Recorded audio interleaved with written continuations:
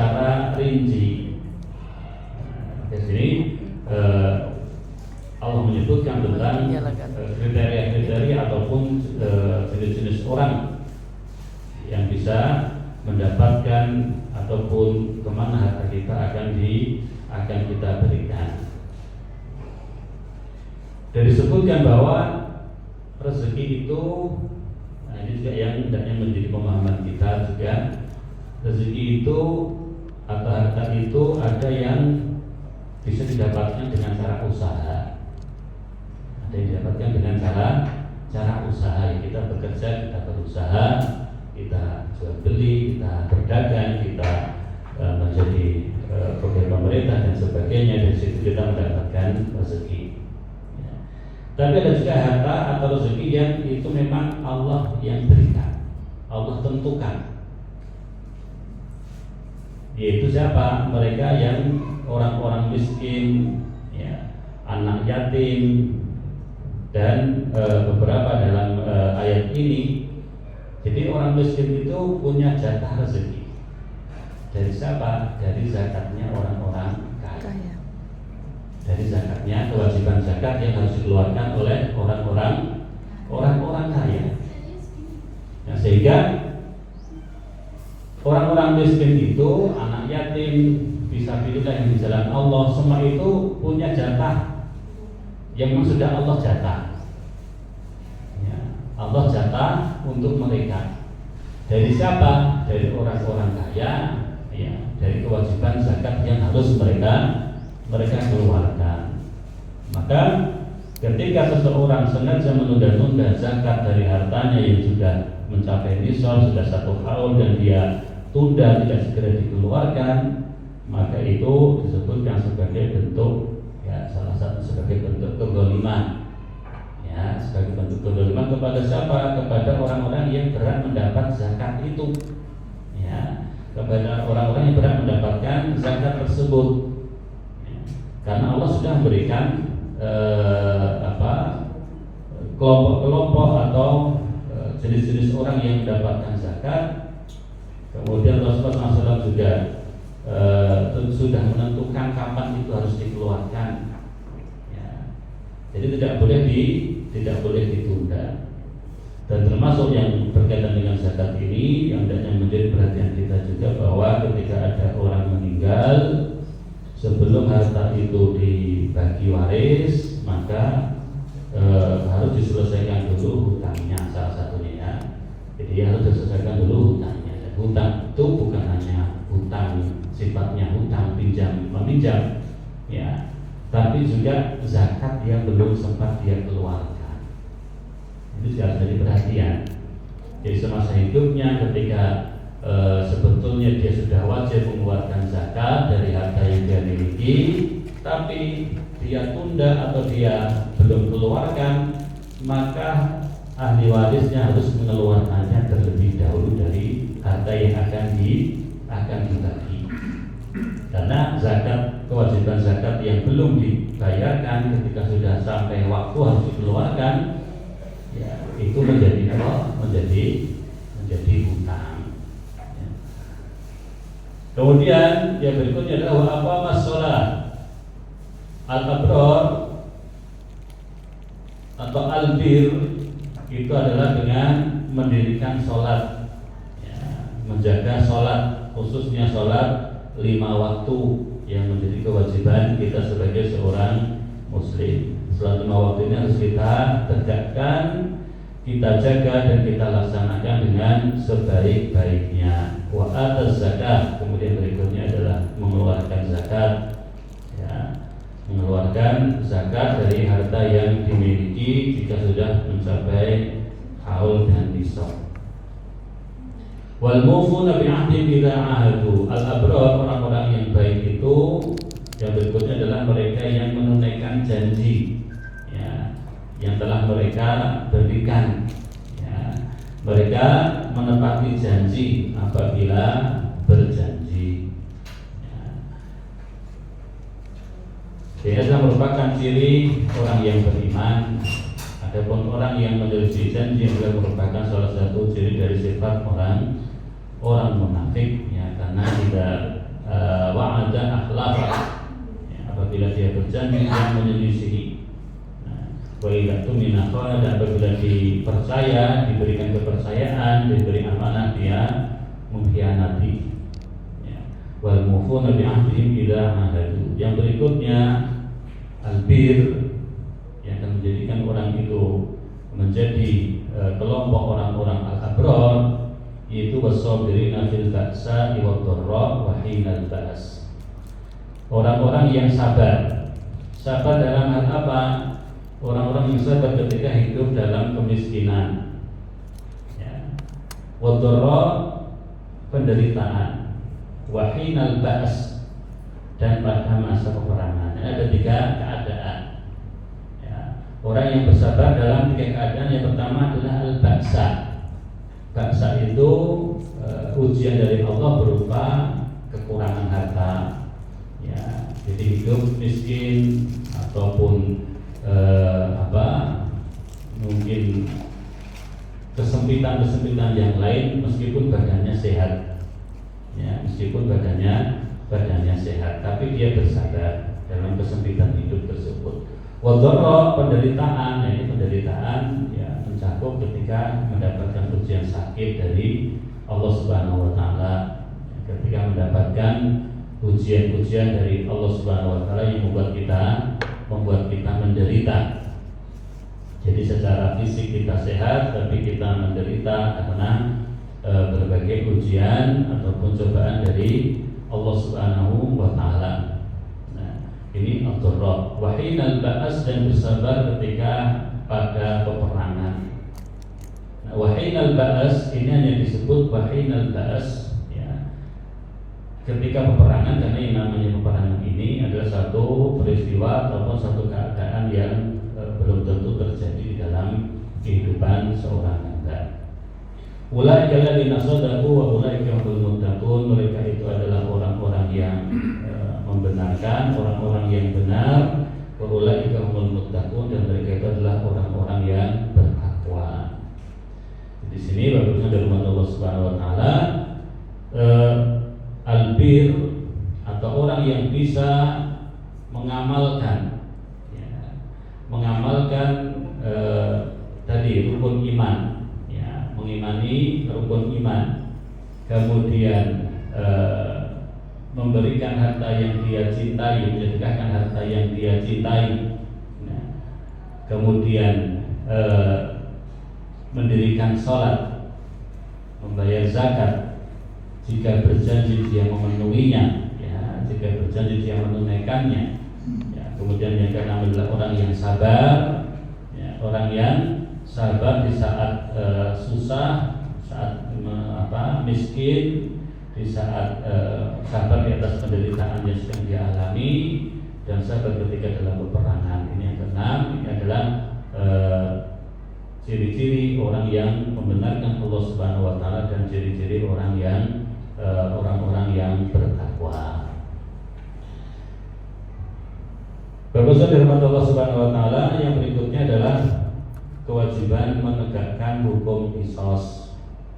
Ini di ayat yang ke-178, ya dari amal kutiba alaikumul qisasu fil qatl. Tapi yang bisa menegakkan hukum qisas itu hanya penguasa atau pemerintah.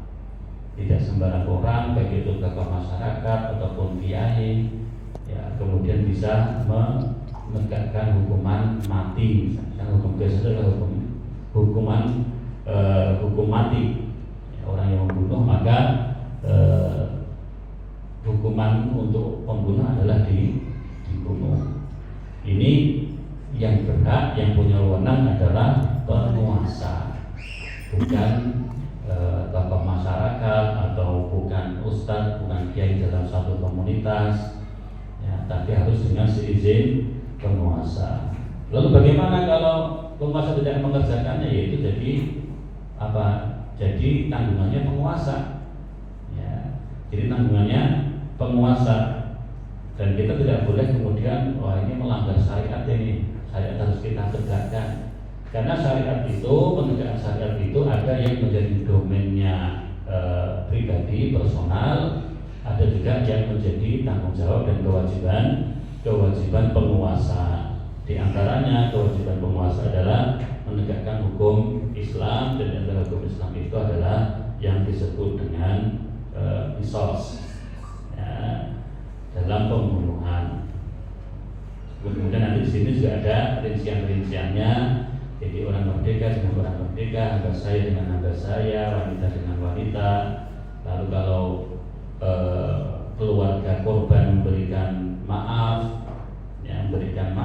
maka pelaku pembunuhan harus membayar diat dan sebagainya, ada aturannya tersendiri. Kemudian walakum fil qisas hayatu ya lil albab la'allakum tattaqun. Dalam ayat berikutnya Allah katakan mengenai hikmah di syariatkannya qisas. Yaitu apa?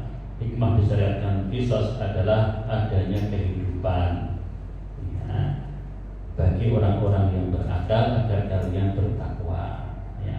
Jadi dalam hukum qisas yang pada yang kita lihat itu adalah pembunuhan, namun sesungguhnya dalam pembunuhan itu ada kehidupan. Maksudnya bagaimana? Maksudnya adalah ketika pelaku pembunuhan itu sudah terpenuhi syarat-syaratnya, ya, dan keluarga korban tidak mau memaafkan sehingga harus dihukum qisas, ya sudah, ya, dengan itu ada kehidupan lain yang terjaga. Kehidupan lain yang terjaga, misalnya orang yang membunuh tadi, pelaku pembunuhan tadi, dia tidak bisa melakukan pembunuhan yang berikutnya dan berikutnya. Ada yang mengatakan bahwa orang yang sudah sekali membunuh itu biasanya akan mengulanginya, ya, dia akan mengulanginya. Jadi sedikit-sedikit, ya, sedikit-sedikit bunuh, sesuai dengan seperti dalam hadis, orang yang membunuh 99 manusia atau orang yang menghilangkan 99 nyawa, di angka 99 ingin tobat, ya, tapi salah guru, salah orang. Dia datang ke seorang ahli ibadah, ya, lalu orang yang menceritakan bahwa saya sedang membunuh 99 orang, saya ingin bertobat. Menurut Ustaz ini saya kalau tobat diterima nggak tobatnya? Kalau dia ahli ibadah bukan alim, mengatakan wah dosamu terlalu besar, tidak ada lagi pintu tobat. 99, satu saja ancamannya kekal dalam neraka, kamu ini 99. Ya, karena emosi mendapatkan zaman seperti ini digunakan jadi 100. Ya. Karena bikin marah malah, ya. Jadi lalu dia merasa menyesal dan ingin bertobat, datanglah kepada seorang alim dengan mengatakan saya sudah membunuh 100 orang. Saya ingin bertobat, apakah Allah akan menerima tobatku? Alim dia mengatakan tentu tidak ada yang bisa mencegahmu, menghalangimu, tidak ada yang bisa menghalangi tobatmu dari ampunan Allah. Allah Maha Pengampun. Tapi ada syaratnya, kamu tinggalkan kampungmu, ya. Kamu tinggalkan tempat tinggalmu, karena tempat tinggalmu itu memang tempat tinggal yang buruk, ya. Kamu hijrah, ya. Kamu hijrah, tinggalkan tempatmu tersebut supaya kamu bisa benar-benar bertaubat, ya. Karena untuk bertobat itu sudah perlu lingkungan yang mendukung. Kadang-kadang seseorang itu susah atau mundur, ya, tidak mampu bertobat, tidak mampu untuk menjadi lebih baik disebabkan karena lingkungannya dia tidak mendukung. Kemudian berikutnya ayat 180 Allah katakan berkaitan dengan masalah wasiat, ya. Jadi wasiat bagi orang yang sudah meninggal. Diwajibkan atas kamu apabila maut hendak menjemput seseorang di antara kamu, jika dia meninggalkan harta, berwasiat untuk kedua orang tua dan karib kerabat dengan cara yang baik. Kewajiban bagi orang-orang yang bertakwa. Ini kewajiban tentang melaksanakan wasiat, ya, yang ditinggalkan oleh orang yang sudah meninggal. Kalau dia meninggalkan harta warisan, maka wasiat itu harus diselesaikan terlebih dahulu sebelum harta itu dibagi kepada ahli warisnya. Nah, di sini disebutkan kedua orang tua dan karib kerabat. Nah, ini termasuk ayat yang kemudian ditaksis atau bahkan dinasakh dalam hadis yang mengatakan la wasiyata li warithin, bahwa ahli waris itu tidak boleh mendapatkan wasiat ya, karena sudah dapat bagiannya sebagai ahli waris ya. Kalau wasiat itu diberikan untuk yang tidak dapat warisan ya, misalnya ada orang yang merawatnya, tidak ada hubungan kerabat sama sekali, tapi orang itulah yang merawat dirinya, yang merateni, kemudian orang yang mengatakan berwasiat untuk diberikan sejumlah harta pada orang ini, makanya harus dilaksanakan. Tapi kalau ahli waris tidak mendapat wasiat ya, tidak bisa mendapatkan wasiat, dan wasiat itu paling banyak suluh atau sepertiga, sudah paling banyak. Ada seorang sahabat yang berkata kepada Nabi, wahai Nabi, saya ini hidup sendiri, tidak ada kerabat, tidak ada saudara, tapi saya punya harta. Apakah harta ini boleh saya wasiatkan kepada seseorang atau kepada orang lain semuanya? Yang mengatakan itu terlalu banyak ya, kalau setengahnya bagaimana? Itu terlalu banyak. Kalau sepertiganya bagaimana? Ya, sepertiga boleh, tapi itu sudah masuk kategori banyak ya. Jadi waktu itu kafir. Nah, ini berkaitan dengan wasiat. Jadi kalau orang meninggal itu yang harus diselesaikan terlebih dahulu sebelum harta peninggalannya dibagi adalah untuk menyelesaikan pengurusan jenazahnya.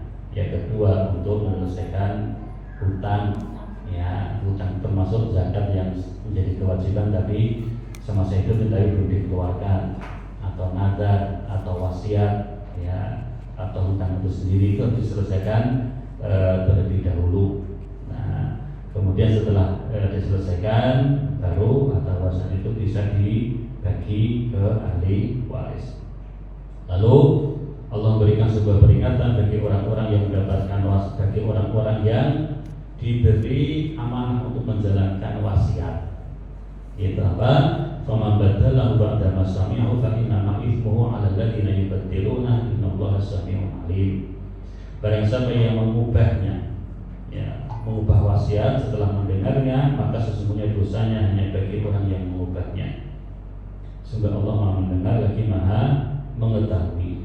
Jadi orang yang menerima tugas atau untuk menjalankan wasiat dari orang yang sudah meninggal atau orang yang akan meninggal berpesan berwasiat untuk dijalankan, maka dia wajib menjalankannya selama wasiat itu bukan dalam bentuk kemungkaran ataupun kemaksiatan kepada Allah Subhanahu wa Ta'ala. Pemirsa dirahmati Allah Subhanahu wa Ta'ala, demikian yang bisa kita sampaikan pada kesempatan siang hari ini. Terima kasih atas perhatian, mohon maaf atas kekurangan. Wassalamualaikum warahmatullahi wabarakatuh. Wa akhiru da'wana alhamdulillahi rabbil alamin. Assalamualaikum warahmatullahi wabarakatuh. Waalaikumsalam.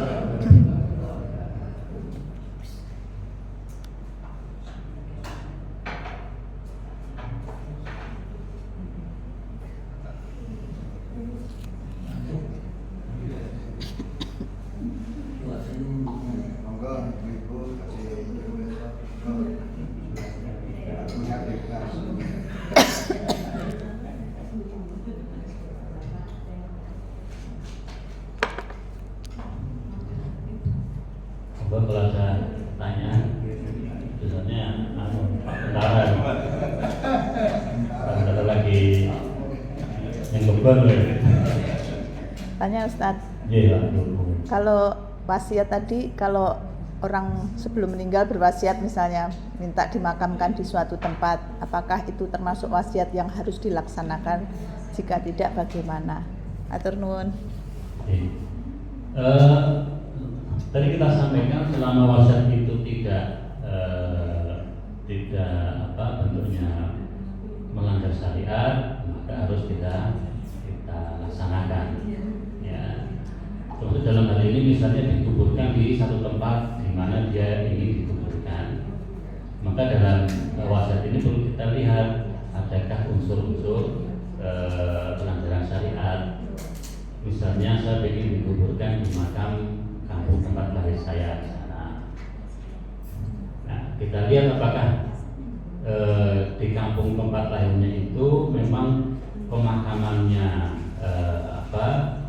pemakaman Muslim atau bercampur dengan agama lain, kepercayaan lain. Nah, kalau ini adalah pemakaman yang campur aduk, sudah bercampur dengan yang lain, situ ada Islam, ada Kristen, ada agama yang lain.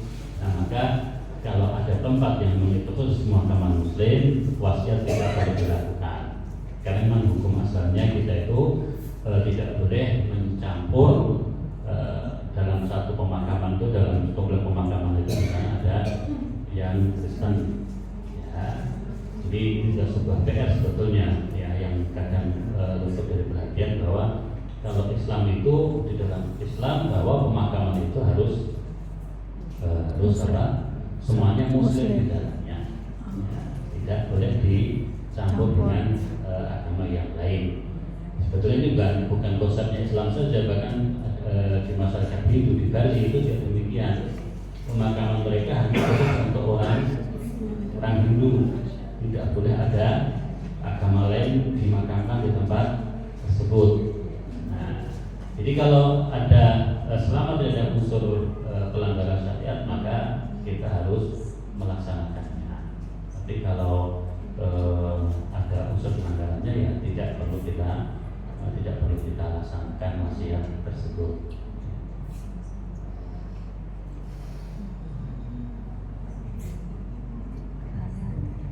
Kadang-kadang kan ada yang minta dimakamkan di sana, padahal itu khusus Muslim, malah enggak di dekat rumah. Contoh kemarin? Dia tahu wasiat. Ibu itu saya bawakan kalender, jadi cuma 10 sekali. satu kakak gitu ya.